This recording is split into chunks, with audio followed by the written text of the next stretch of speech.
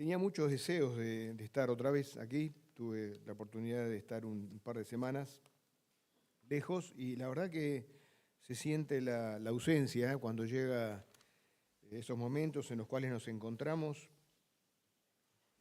Falta algo. Es verdad que tenía que estar Leo hoy, pero una pequeña cosita, les cuento. Yo le escribí a Marcelo, charlando el otro día, y le dije, en julio poneme para hablar un domingo. Tengo ganas de hablarle a la iglesia, ¿no es cierto? Y hace como 4 meses que como hay temas establecidos para los miércoles, terminamos hablando los miércoles, y yo tenía ganas de hablar algo que no fuera un tema establecido. Porque en la iglesia hemos enfrentado ciertas cosas en los últimos tiempos, cosas dolorosas, partidas y demás. Y yo quería tener un mensaje, una palabra de aliento a través de la palabra de Dios en el día de hoy.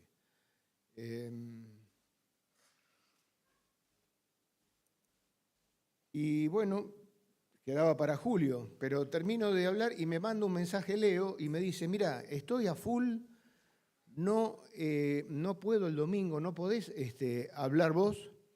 Entonces, y Leo me lo decía como pensando que le iba a decir que no. Yo le dije, perfecto, ahí estoy.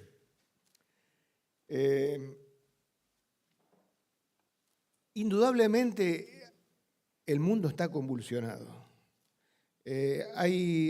Uno cuando sale un poco de la rutina de todos los días y de la realidad doméstica de cada uno, puede, tomando distancia, ver cosas y se da cuenta de que hay temas comunes. Si nosotros tiramos una piedra en un estanque de agua, hay círculos concéntricos que se van abriendo. Y así también podríamos decir que la experiencia tiene esa misma forma. Tenemos lo que es global de todo el mundo, lo que es del país en el cual estamos y lo que es personal. Y en los 3 círculos hay elementos comunes. En los 3 círculos hay dolor. En los 3 círculos hay necesidad, hay carencia. Cuando miramos un poco la realidad internacional, vemos que cada vez más se están poniendo la palabra Tercera Guerra Mundial. No sé si ustedes la leyeron, pero apareció en todos los lugares. Los conflictos se suceden. Hace 3 años que no dejan de tirarse bombas 2 países hermanos como Rusia y Ucrania. Hasta hace poco se tiraban misiles de un lado al otro, Israel con Irán. Una población que festejaba que mataron durante una fiesta a unos judíos está siendo masacrada. Y podríamos profundizar eso, y en el plano nacional encontramos que el país está dividido, que unos defienden a unos, otros defienden a otros. Unos se quejaban porque los insultaban y cuando tuvieron la oportunidad de agarrar el micrófono se la pasan insultando a los que antes insultaban, y vemos que es una cosa que la vemos en todo el mundo, en el plano nacional y en todos lados. Pero nada repercute tanto en nosotros como la cosa personal, como lo que nos llega de cerca. Y uno tiene la oportunidad, todos tenemos la oportunidad de hablar con aquel que está al lado nuestro.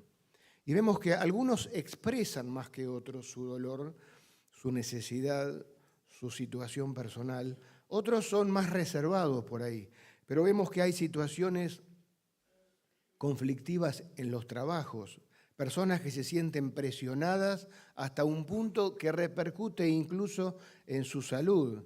Personas a las cuales les cuesta llegar a fin de mes. Personas que han sufrido pérdidas irreparables. Y no ya en lo material, sino en lo personal. Padres, hermanos, familiares. El dolor que golpea en las situaciones de enfermedad prolongada. Los viernes se multiplican los motivos de oración, la mayoría son por problemas de enfermedad, de salud, se pide oración y todo eso. Es que el dolor es una realidad innegable en cada uno de nosotros.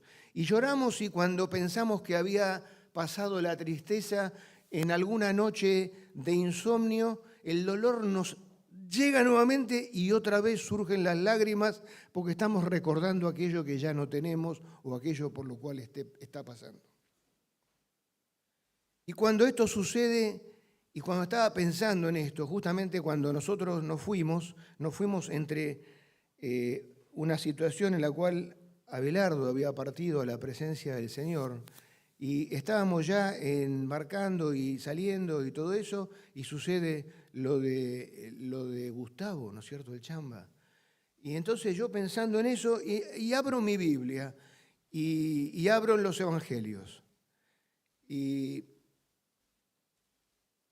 se destaca la persona de Cristo. Y la persona de Cristo, la persona de Jesucristo, llena esas páginas en los 4 Evangelios. Y vemos ahí que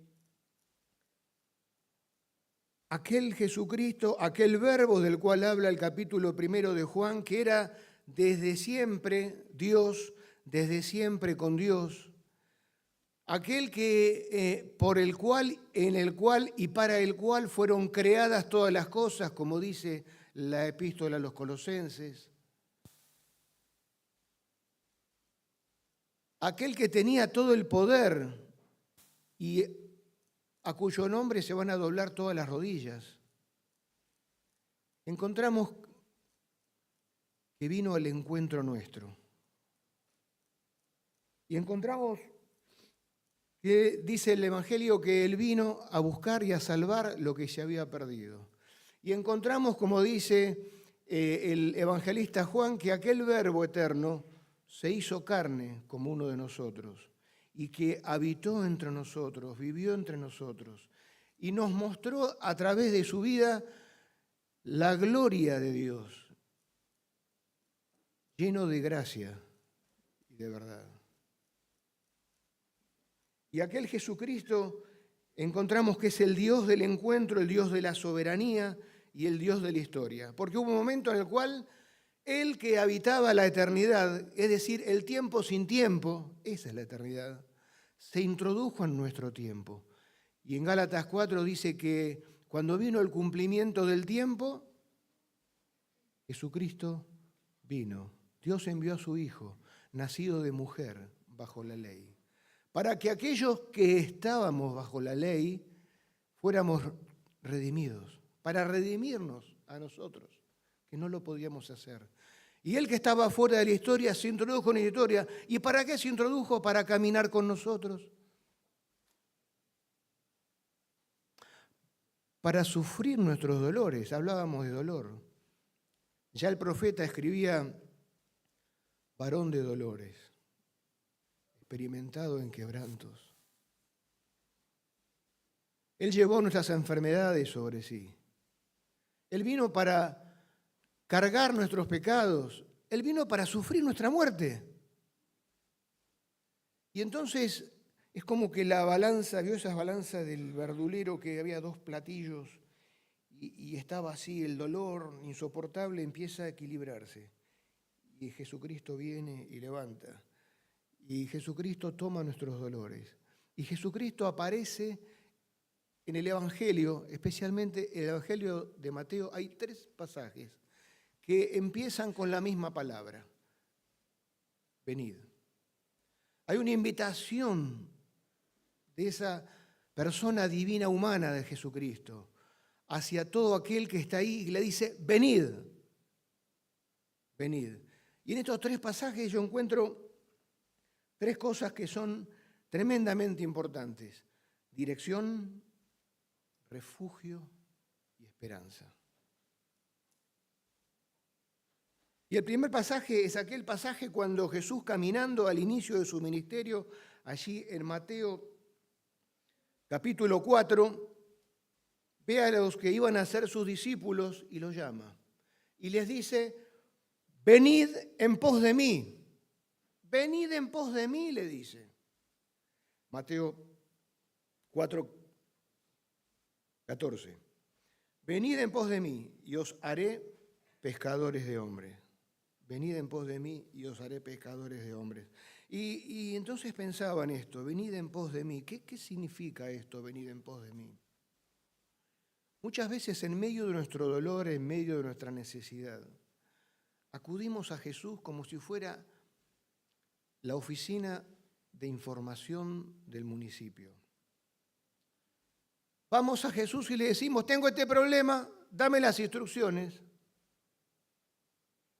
Después nos vamos y seguimos nuestro camino. Hasta que surge el próximo problema y vamos y repetimos y vamos en busca de información. Y después seguimos nuestro camino. Pero Él no dijo, vengan a preguntarme lo que tienen que hacer. Él le dijo, venid en pos de mí. Venir en pos de mí significa que alguien está caminando y le dice, síganme. Y entonces no vamos por una respuesta, vamos por un camino. Vamos por un camino. Me pasó una vez, Florencia y Camila eran muy chiquititas, habíamos ido a Estados Unidos y habíamos alquilado un auto. En aquel entonces, aunque les parezca mentira a los más jóvenes, no había GPS, no había Garmin, no había nada. Tenías que arreglarte por las tuyas. Y a veces es difícil en un lugar extraño. Y en una lengua que si bien uno maneja muy a lo indio, justamente esa es la dificultad. Entonces paramos y le preguntamos a un señor cómo hacer para llegar a un determinado lugar. Y él en inglés, nosotros en Spanglish, y él nos explicaba, pero resulta que era un poco lejos el lugar, no era next light, turn right, yes, ahí es. No, era right, sí, ping, pum, ping, pum. Y ahí tuvimos una leve conversación hasta que el hombre dijo, follow me. Se subió al auto. ¿Saben lo que es follow me? Síganme. Se subió al auto, nos subimos al auto y lo seguimos y nos dijo, acá es. Esa es la diferencia. Jesucristo le dijo, venid en pos de mí, síganme en el camino y yo cada día les voy a ir mostrando cómo es ese camino, que curiosamente es un camino compartido. Es el camino que Jesucristo siguió. ¿Y cuál es ese camino? En primer lugar, lo dice el mismo versículo, es un camino de transformación, porque dice, venid en pos de mí y os haré pescadores de hombres, le dice. A un grupo de discípulos que lo único que estaban pescando era peces. A un grupo de hombres que tenían sus problemas. Uno despreciado porque cobraba tributos, otro lleno de dudas como Tomás, otro que era de un grupo revolucionario, insatisfecho, otros que estaban hartos de trabajar para el Padre en la empresa, y podríamos multiplicar. Pero yo los voy a transformar, en algo diferente. Es un camino de transformación. Cuando nosotros seguimos, Él nos va cambiando. Por eso, cuando se acerca Nicodemo, preocupado, dice, sabemos que vienes de parte de Dios. Y él lo mira y le dice, tengo que decirte algo. El que no naciere de nuevo no puede ver el reino de Dios. Tenés que nacer de nuevo. Transformación. Acá somos 20, 30, 40, 50, 60, no sé cuántos somos, no importa. Pero si no naciste de nuevo, si no fuiste transformado, no estás en el camino que Él te está marcando cuando te dice, venid en pos de mí. Es un camino de transformación. Tal vez cuando vos digas, sí Señor, voy a seguirte, tengas que hacer cambios, porque es un camino de transformación. Pero no es solamente un camino de transformación, es un camino de comunión. Es un camino de comunión. En Juan capítulo 17, cuando ora por sus discípulos al Padre, en aquella oración sacerdotal dice, mas no ruego solamente por estos, los que estaban ahí en el aposento alto, sino también por los que han de creer en mí por la palabra de ellos, todos nosotros, para que todos sean uno. ¿Cómo? Como tú, oh Padre, en mí y yo en ti, que también ellos sean uno, en nosotros, para que el mundo crea que tú me enviaste, yo en ellos y tú en mí, para que sean perfectos en unidad. Cosa maravillosa. Que los creyentes vamos al Señor y no nos quedamos al lado, somos parte de una unidad. Él nos incluye en la unidad, porque dice que Él pone su espíritu en nosotros y nos bautiza en Él. Él dice que vive en nosotros, Cristo en nosotros, la esperanza de gloria. Hay una unión con la deidad. Dice el apóstol Pedro que hemos sido hechos participantes de la naturaleza divina. Venid en pos de mí. Es un camino de comunión. Comunión primeramente con Dios, vertical, pero derivada en una comunión horizontal. Cada uno de nosotros somos parte de ese mismo cuerpo y nos dolemos cuando cada uno de ellos se duele, y debería ser así. Pero no es solamente un camino de comunión, sino que es un camino de oración. Nos enseña el Evangelio que cuando era muy de mañana, en aquellos días, Jesucristo se fue al monte a orar y pasó la noche orando a Dios. Los discípulos vieron eso y le preguntaron. Entonces Jesús les dijo: mas tú cuando ores, entra en tu aposento y cerrada la puerta, ora a tu Padre que está en secreto, diciendo: Padre nuestro que estás en los cielos, y les enseña a orar. Es un camino de oración. Es un camino que debemos recorrer en oración, no entrar y salir, sino estar ahí. La oración, orad sin cesar. ¿Qué significa? ¿Que tenemos que estar todo el día orando? Orar sin cesar es que el intercom está siempre prendido. ¿Se entiende lo que estoy queriendo decir? El intercomunicador está siempre prendido. Yo estoy haciendo otra cosa, estoy trabajando, estoy manejando, pero estoy en relación. Él está, yo estoy en pos de Él. Y cualquier cosa, Señor, y Él me habla y yo le hablo. Ese es orar sin cesar. Un camino de oración. No solamente un camino de oración, es un camino de dependencia, de sumisión y de obediencia. A veces queremos decir: Señor, voy en pos tuya. Pero de a ratos. Y, Señor, sí, voy a la iglesia, voy con vos. Pensemos si el Señor estuviera y le estuviéramos viendo al lado nuestro, si pudiéramos llevarlo las 24 horas de todos los días de la semana a cada lugar a donde vamos, para que Él compartiera cada una de las cosas que hacemos, cada una de las cosas que vemos. Solamente pensemos en eso. O tendríamos en algún momento que decirle: no, Señor, mejor acá déjame que entre yo solo. Mejor vos no entres. Muchas veces pensé en eso. Es un camino de dependencia. Jesús les dijo, Juan capítulo 4, 34, mi comida es que haga la voluntad del que me envió y acabe su obra. 5:19 dice: no puede el Hijo hacer nada por sí mismo, sino lo que ve hacer al Padre, porque todo lo que el Padre hace, también lo hace el Hijo igualmente. Y más adelante, en el capítulo 15, le dice: ustedes son mis amigos y hacen lo que yo les mando.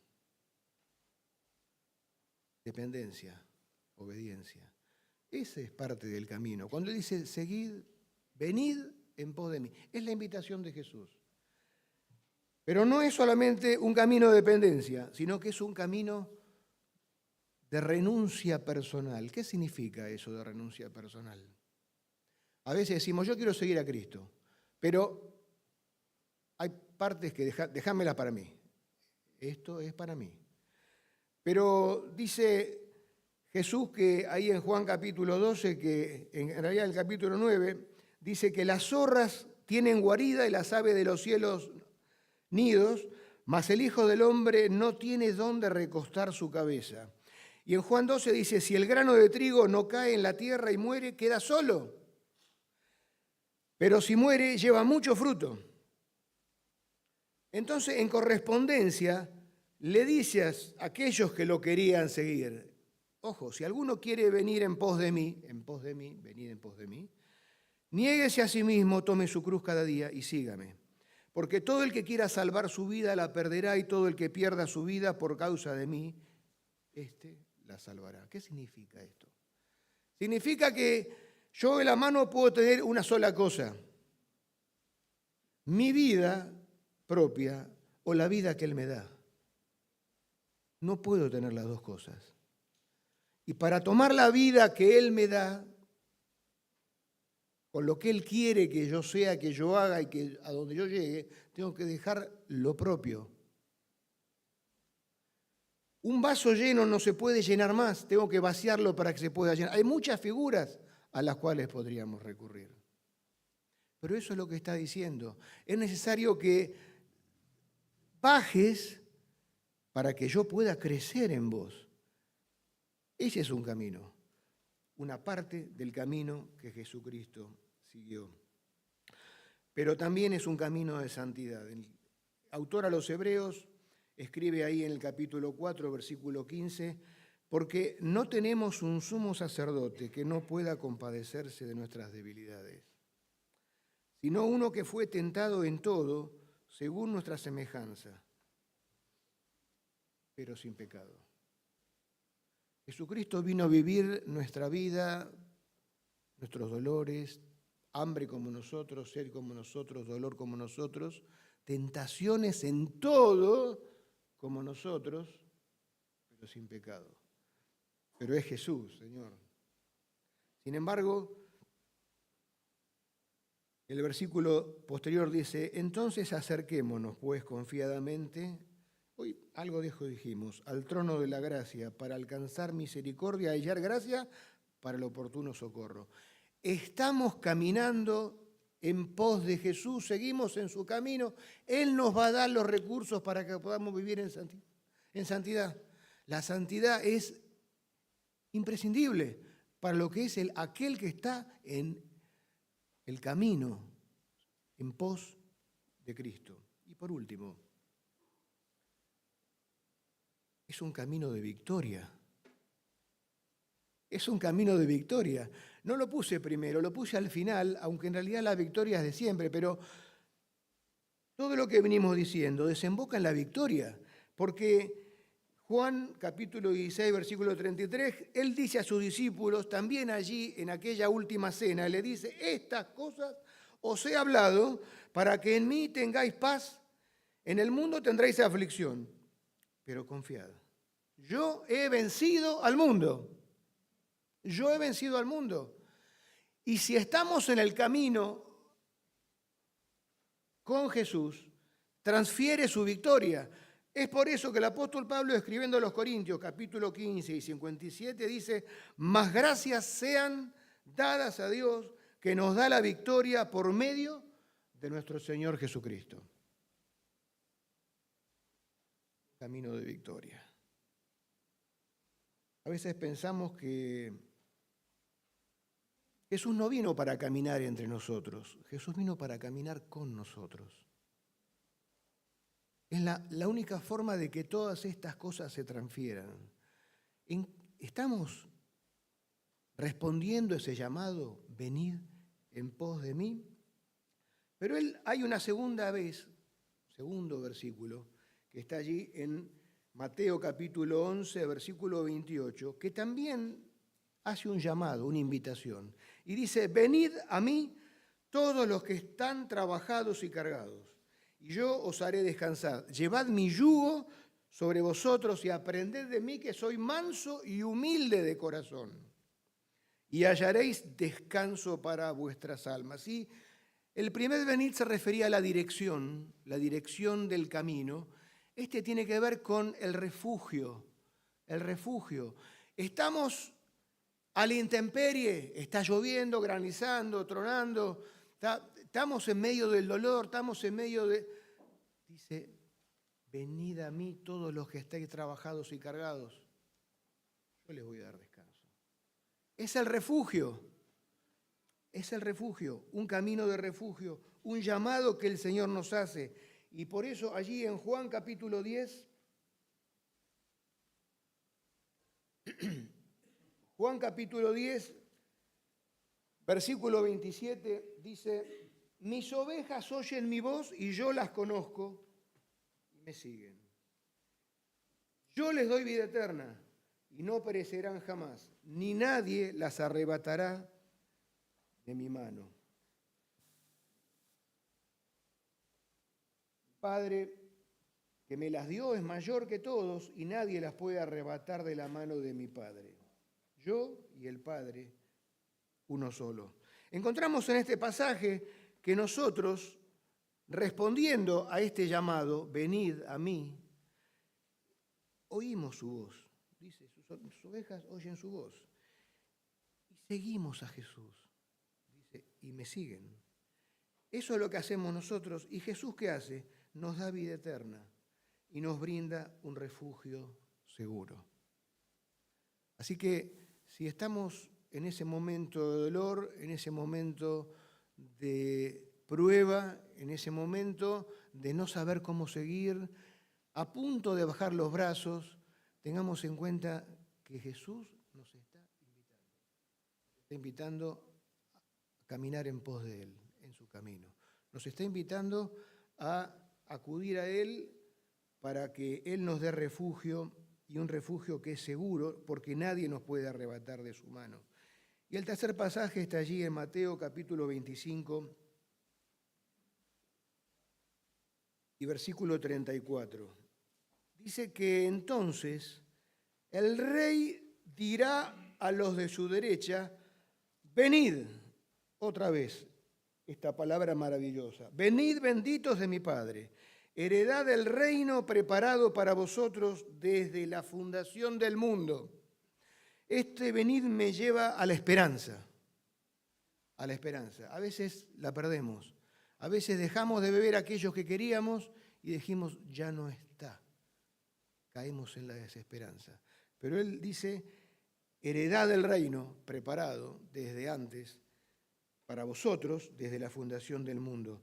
Y me remito a lo que el apóstol Pedro escribe en su primera carta, cuando dice en el capítulo 1, versículo 3, bendito el Dios y Padre de nuestro Señor Jesucristo, que según su grande misericordia nos hizo renacer para una esperanza viva, por la resurrección de Jesucristo de los muertos, para una herencia incorruptible, incontaminada, inmarcesible, que no se marchita, reservada en los cielos para vosotros,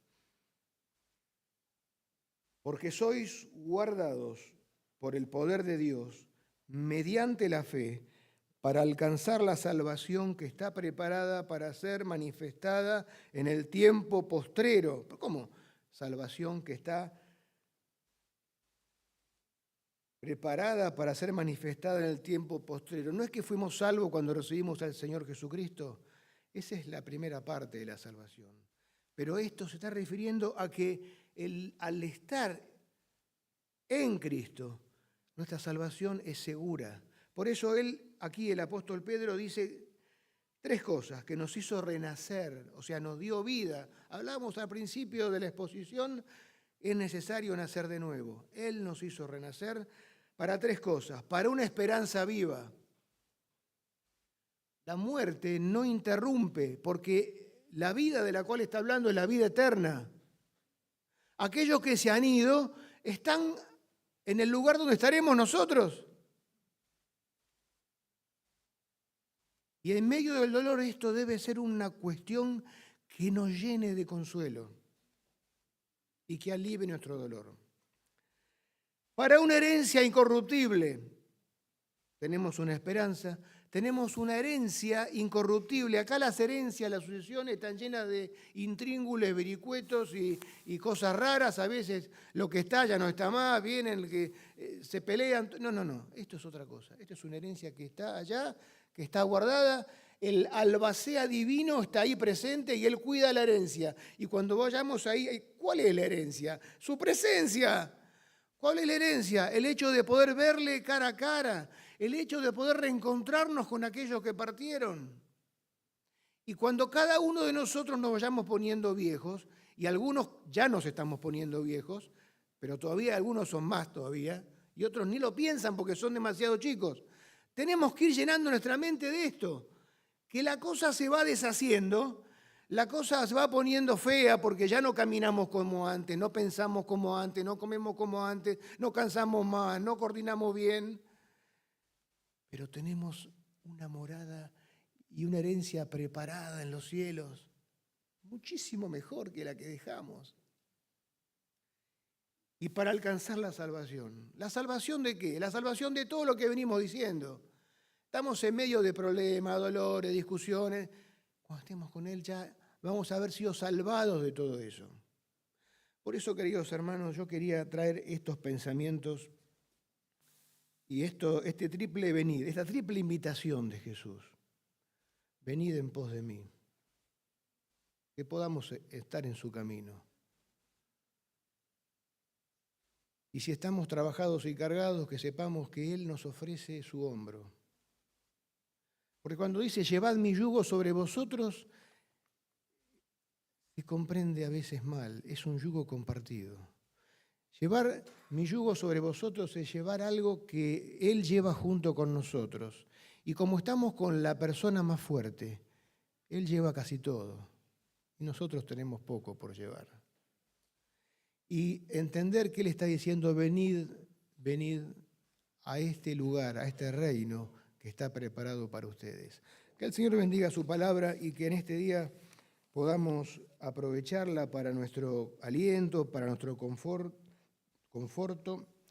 y para que podamos, en medio del dolor, en medio de aquellas cosas que por ahí están dando vueltas, sentir que la luz de su presencia está poniendo bálsamo, está poniendo consuelo y podamos seguir caminando con Él. Que el Señor nos bendiga.